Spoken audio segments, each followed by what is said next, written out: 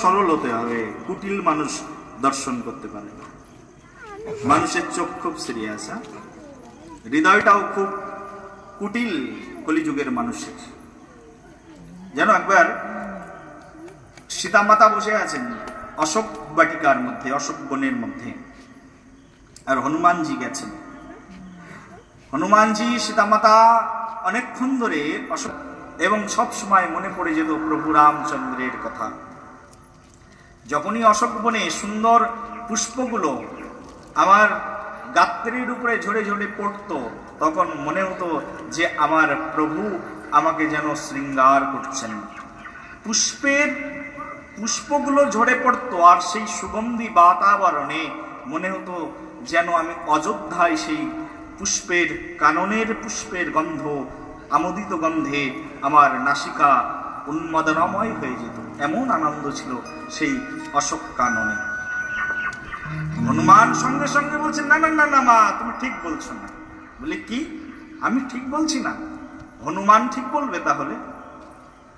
হনুমান তো মিথ্যাবাদী নয়, হনুমান তো পরম ভক্ত প্রভু রামচন্দ্রের। হনুমান বলছে, না না না, মা ঠিক বলছে না। অশোক বনটা খুব খারাপ একটা বন ছিল। অশোক বনের রংটা ছিল লাল, চারিদিকে রক্ত টকবক করে ফুটতো অশোক বনের মধ্যে। সেখানকার রোদ আমার মাকে পীড়া প্রদান করত। সেখানকার বাতাস অগ্নিসম লেলিকা আমার মাকে যন্ত্রণা প্রদান করত। তো রাক্ষসের অরণ্য, খুবই নিকৃষ্ট বন। অযোধ্যার সঙ্গে তুলনা চলে না অশোক বনের, আমি নিজে চোখে দেখেছি। এখন তো বেঁধে গেল বিবাদ। সবাই মিলে প্রভু রামচন্দ্রকে বলছেন, প্রভু আপনি সমাধান করুন, আসলে অশোক বনটা দেখতে কেমন ছিল। স্বয়ং প্রভু রামচন্দ্র বিচারের আসনে, মর্যাদা পুরুষোত্তম ভগবান, মর্যাদার প্রতিপালন যার ভূষণ, যার বসন, যার মর্যাদার রক্ষণে সম। প্রভু রামচন্দ্র বলছেন, দেখো ইস, তোমার মা যেটা বলছেন সীতা মাতা, এটাও সঠিক, আবার হনুমান যেটা বলছেন ওটাও সঠিক। কি করে হয় প্রভু? দুইজন দুই কথা বলছে। একজন বলছে অশোক বাটিকা, অশোক বন একেবারে খারাপ। একটা কথার ভিতরে তো সামঞ্জস্যতা থাকবে, কিছুটা তো মিল থাকবে। কোনো মিলই নেই, দুটো তো দুই প্রান্তের কথা। তাহলে কি করে বলতে পারেন যে দুইজনের কথা ঠিক আছে? প্রভু রামচন্দ্র এবার ব্যাখ্যায় বসলেন। মহন্তগণ সামনে বসে আছেন, কত মুনি ঋষিগণ বসে আছেন, বড় বড় পণ্ডিত বসে আছেন। প্রভু রামচন্দ্র ব্যাখ্যা করছেন। প্রভু রামচন্দ্র এবার বললেন, শোনো, যার ভাবনা যেমন অশোক বন তেমন, বলে গৌর প্রেমানন্দে।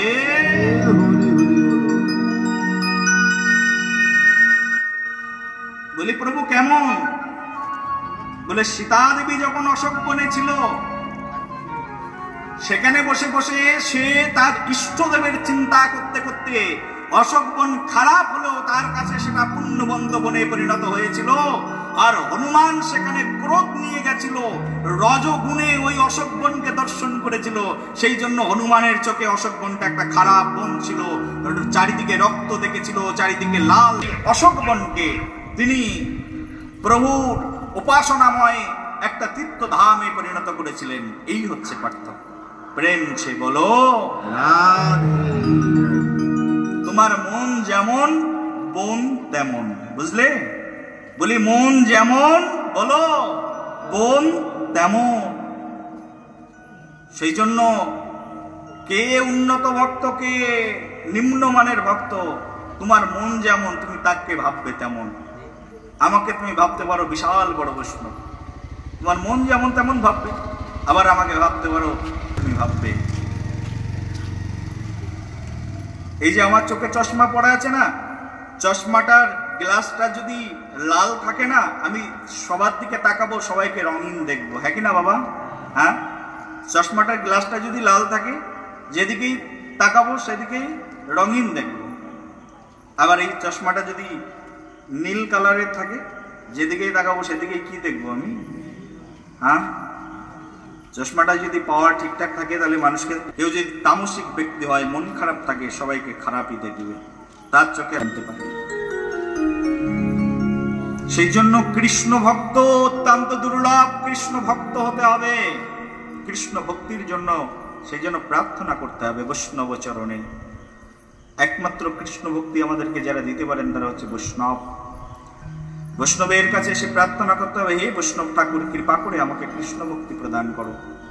বৈষ্ণব যখন তোমাকে কৃপা করে কৃষ্ণ ভক্তি প্রদান করবেন তখনই তুমি কৃষ্ণ ভক্তি পাবে, নাহলে সম্ভব নয়।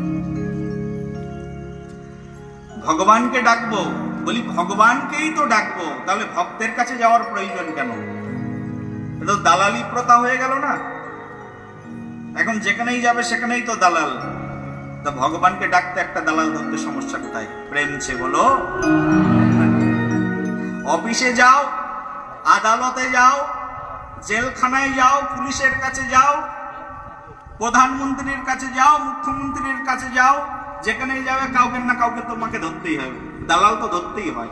জমি কিনতে যাও, তাও দালাল ধরতে হবে। রেজিস্ট্রি অফিসে যাও, ঘুষ দিয়ে কাজ করতে হবে, দালাল ধরতে হবে। দালাল ছাড়া চলে নাকি? ভগবানের কাছে যাবে, তা দালাল ধরতে সমস্যা কোথায়? প্রেম ছে বলো।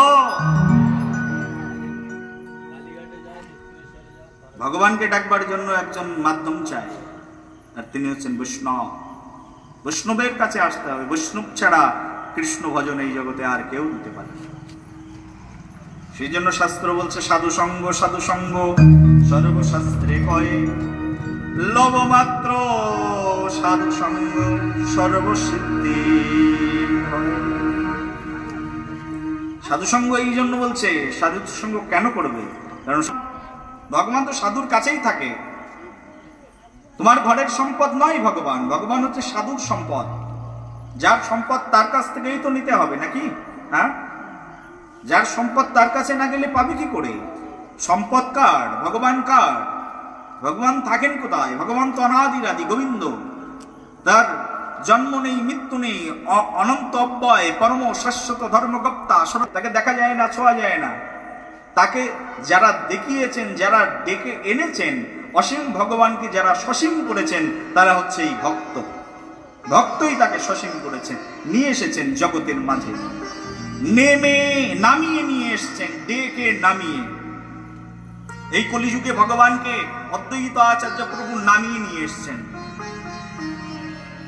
শান্তিপুরে থাকতেন আমাদের এক ঠাকুর। শান্তিপুর ধামে গেছো কারা? হাত তোলো। শান্তিপুর ধাম, বলো শান্তিপুর ধাম কি।